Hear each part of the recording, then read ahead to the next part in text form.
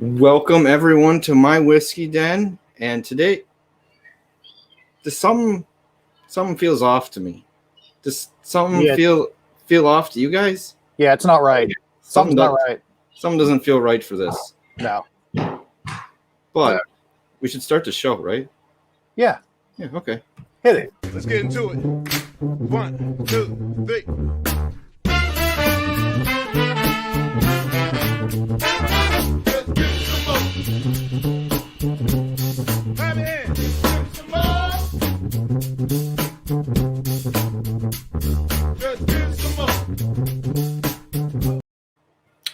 Oh, and it's right. We should, if we're going to bend the knee to the ginger whiskey overlords. I mean, this whole week feels like there should be some ginger in it, and without them on it or Josh on it, there should be some ginger. So I'm feeling better. I feel like this is right. This is home right now. Yeah, we all need some ginger. We do. And so does everyone out there watching us right now. They need some ginger too. Especially because, like the little intro said, we're going to smell and taste some Promethean right now. Yeah. And I don't remember which one of you two. I think it's Mike. Aren't you the one that's got like some info on Promethean before we start sniffing and tasting this? Yes, I do. And I've got to top mine off just a hair because, I've been sampling a little bit. But Promethean, Ironroot Promethean bourbon whiskey, 80% yellow corn, 5% purple, 5% bloody butcher, 5% red flint, and aged in 70% American virgin oak and 30% European virgin oak. Oh, well, splitting oaks there, going for some of that kind of tighter ringed stuff from the European side. But both virgins. So they've never been broken in. Some fresh casks. Couple of virgins. All mixed together. It's just a whole virgin cask. Yeah. But this is the first time I've had something other than the Harbinger for quite a while. This thing, I don't know how the gingers deal with this much hair. It's a lot to deal with. Do the ginger flip. The lack of the soul really helps. Yeah. All right. Stay out of the sunlight. Yeah. Well, thank God we're filming at night. Don't drink ginger ale. That's cannibalism. All right. But I hadn't had anything, and this smells lovely on the nose. Yeah, just standard bourbon notes of corn and molasses, but I get a plum note in there too, and a little bit of cocoa. I'm getting some. I could tell that the virgin oaks are in there because I'm getting some wood on the inside, pretty heavy on this. But I mean, the molasses is what I think is kind of the centerpiece, and I'm getting a light note. I want to say it may be like a green apple. Okay. Maybe a little apricot. Oh no. Aster. Yeah. The whole bottle. Holy shit. Yeah. Okay. Maybe That's what you get for making fun of the gingers. Oh my. All right. Shit. Well, I'm going to go get a towel. Okay. We'll I'll be back. We'll talk about stuff when Mike takes a break for a second. And that just goes to show you don't piss him off. Maybe not no wigs in the next review. That might stop. We might not have that again. But what were you getting on the nose, Ben? We'll move right past Mike. Yeah, there's a nice hit of oak. I get that little bit of the Texas funk that to me is just evident in all Texas whiskeys. There's a little bit of a coffee note to it. Mm-hmm. And I get that. There's like a French oak. I get the coffee note in there too. It's right mixed in nice with the barrel note on this. It is. Everything's really, just impressively integrated. Nothing's just dominating in a way, but everything. I'm sorry. It's just funny.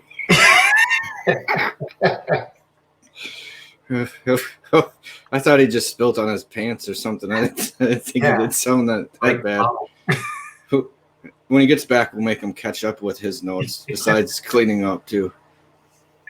But, yeah. I like the molasses on this. And the funk you were talking about,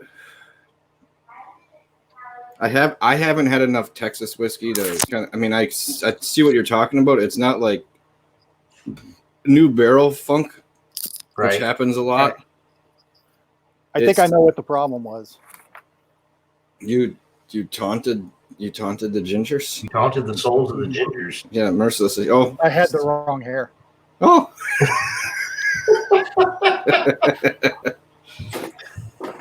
So I can clean while I chat. And okay. Well, was it the whole bottle or was it just the top? And there's that much left. How full was it? About to there. Holy shit. Yeah. I don't care if I'm not 5 minutes into the video now. I just feel terrible. You know, it happens. Wow. Well, I guess we'll start on our tastes, and when you're done mopping up over there, we'll let you. Do you still have some in your glass, or did it take the glass out too? Oh no, the glass was fine. I hit the bottle, but you know, it's all that excitement. That's exactly right. I think I can tell you the nosing on your Duluth Trading pants with the Promethean is it does the end shed and the gets to get out of the way from the spilling Promethean, but it did stay away from all the other bottles. So I think that there is clearly some respect amongst Ironroot bottles to stay away from each other if it's spilled. I'm glad to hear that. I'm going to take a sip here rather than just giggle at you for the next 7 minutes. You know what? I think I deserve a sip too while I do this. Mm-hmm.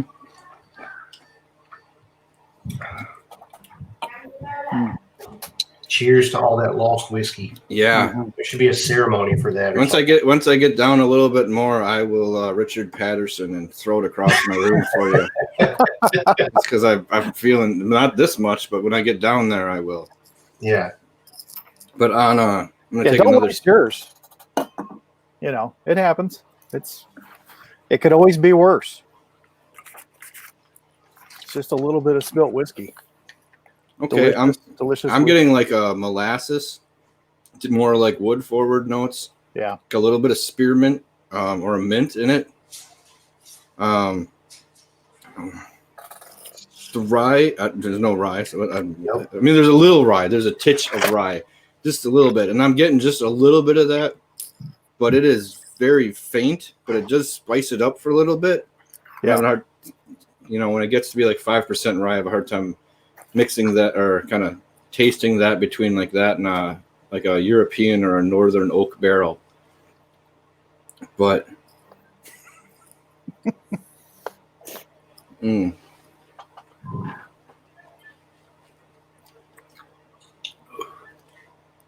okay, it's a little hotter on this kind of second run.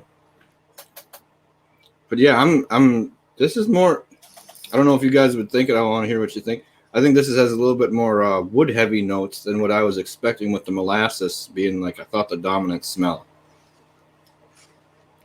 Yeah, it's woody. There's a little bit of an earth note, almost like I'm getting it on the nose, but I get a little bit on the palate too, like a fresh plowed field. Yep. And then the corn comes in nice and rich, like a rich buttered corn.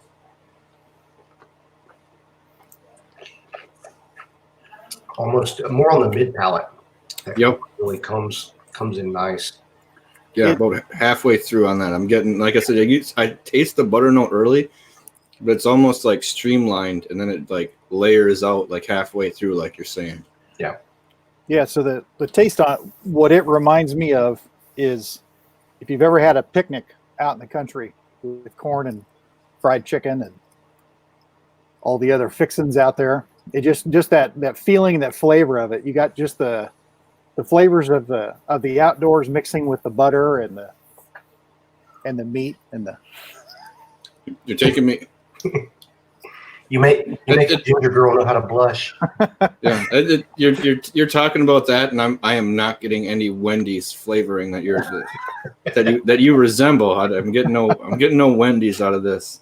It's to symbolize the fresh flavors, not frozen. But no, I get. Yeah, it does almost smell a little summer barbecue-y.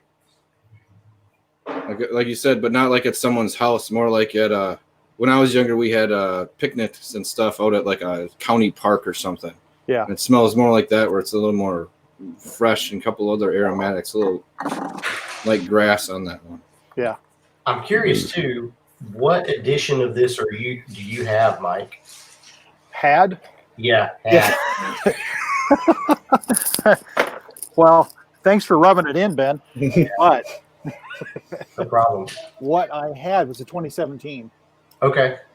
Yeah. Because that's what I've got as the 2017, and I know 16 months. Robert and Jonathan, they from batch to batch, they will tweak and adjust things. Always trying to strive for that perfection with each batch. So every batch is going to be a little bit different from one to the next. Well, and that should be. I mean, there's going to, and it's going to be hard to match up the same one. I can't believe some people get it as close as they do with some things, like consistently, just because, someone might use a little different grain, or it might have a little different growing season. That could kind of screw up the whole thing, and you have to rework the labs on everything. Well, I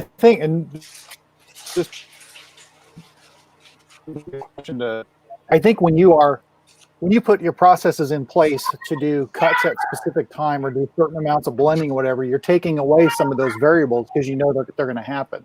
So you get a very, very consistent product, but you also, I think you lose some of the life of the product, and you like the ability. It's like, wow, the 2017 was something else on it, because you're calling it a 2017 versus it's Jim Beam White. Tastes like Jim Beam White. 10 years ago, tasted like Jim Beam White. But they're embracing that, knowing that things are different. Maybe they went up 1% on one of the heirloom corns, and that made just enough of a difference. This is just a really nice, solid whiskey. Yeah. Really, yeah. Sorry, like I said, this is all. Some of these are going to be new for me because you don't get them up in Wisconsin. You got to travel to Chicago or someplace else, and I'm usually not taking the trip to do that. But this is just a very solid whiskey all the way around. It's very, like you said, on the nose, Ben, like even on the taste, it's very well married together. Yeah. Like it's like a little wave happens as you're tasting it. I'm digging this. That's something I think is signature with all of the Ironroot whiskeys that I've had so far, from the different Harbinger batches all the way to Icker and everything in between. Their blending, they really know how to integrate these flavors to get them married well, so that there's this wonderful integration. Nothing's really out of balance. Everything just comes through in a really nice, balanced fashion, the way all the notes and the flavors hit. And I've noticed that is consistent from bottle to bottle that I've had, and I really like that. I mean, nothing's I would call spiky in a sense, in the way that a certain flavor feels out of balance, or it dominates more than the others. Yeah. Everything's layered in there well, like, just like a really nice layered cake, multi-layered cake. It's a lot of things there to work through, but just well done. Well done. And on the very end of this, I'm getting like black sugar and a little bit of pepper and a little bit of baking spice, and then it kind of just fades away into like this like nice oaky finish. Yeah. This is for Mike's. You have to clean my wall now. Yeah. But it's a solid bourbon, but they might want to work on those bottles just a little bit. But that was an excellent one. I think Promethean was a great place to start for the week for us. Yeah. And stop back in a day or two, because I think we'll have 5? We're gonna taste 5 more of these.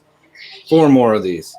4. It'll be a great week. So stick with us, and remember, it's not the size of the den that matters, or if the bottle breaks. It's the love of the whiskey. Cheers, everyone out there. Cheers. Cheers. Let's get to it. 1, 2, 3. Just give me some more.